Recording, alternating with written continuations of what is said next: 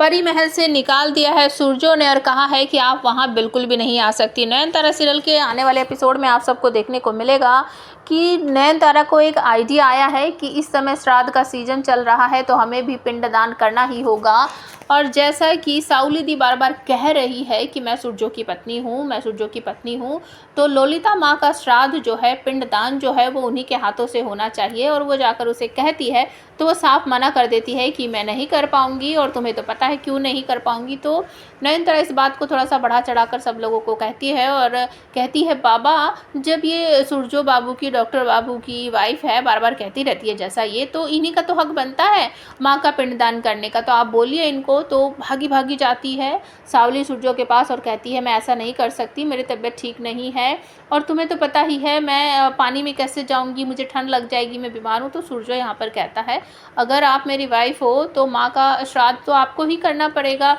तो वो अचानक से अपना मूड बदलती है और कहती है कि अगर मैंने ये नहीं किया तो मैं पकड़ी जाऊंगी। तो वो हामी भर देती है कि ठीक है सूरजो, अगर ऐसी बात है माँ के लिए करना है तो ठीक है, मैं ज़रूर करूँगी। और यहीं पर एक बहुत अच्छा सा आइडिया आता है नयनतारा को। वो सोचती है कि अगर मैं सभी आत्माओं का आवाहन करूँगी उनको पिंड दान करने के लिए, उनकी आत्माओं को मुक्ति के लिए, तो बाबा भूतनाथ की कृपा से वो लोग ज़रूर आएंगे और शायद सावली दी अगर इस शरीर में घुसी हुई है तो उनकी भी आत्मा ज़रूर निकल आएगी। तो सभी लोग पहुंच जाते हैं सुबह सुबह पिंडदान करने के लिए नदी के पास,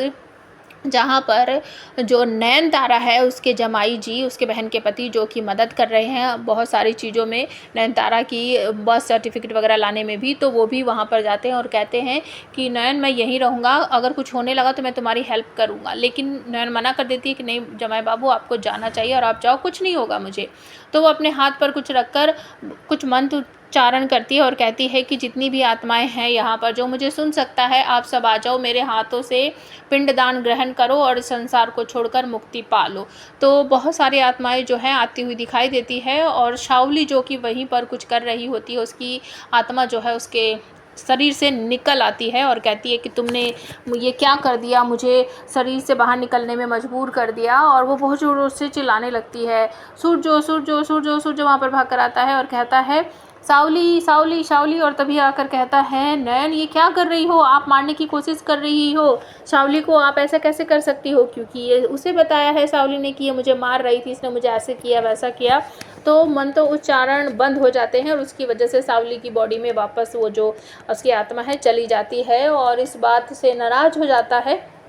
सूरजो। वो कहता है कि आप इतना नीचे गिर सकती हो, मुझे बिल्कुल भी नहीं पता था, आप सावली को मारने की कोशिश कर रही हो, आपको परी महल में आने का बिल्कुल भी हक नहीं है, आप वहाँ नहीं रहोगी। तो वो निकाल देता है एक तरह से नयनतारा को कि तुम परी महल से बाहर जाओगी, तुम मेरी पत्नी नहीं हो, इस तरीके से निकाल देता है परी महल से। और आने वाले एपिसोड में आप सबको देखने को मिलेगा कि वकील बाबू आ जाते हैं और बर्थ सर्टिफिकेट लेकर आते हैं, वो नयन के हाथों में देते हैं सावली का कि, और सावली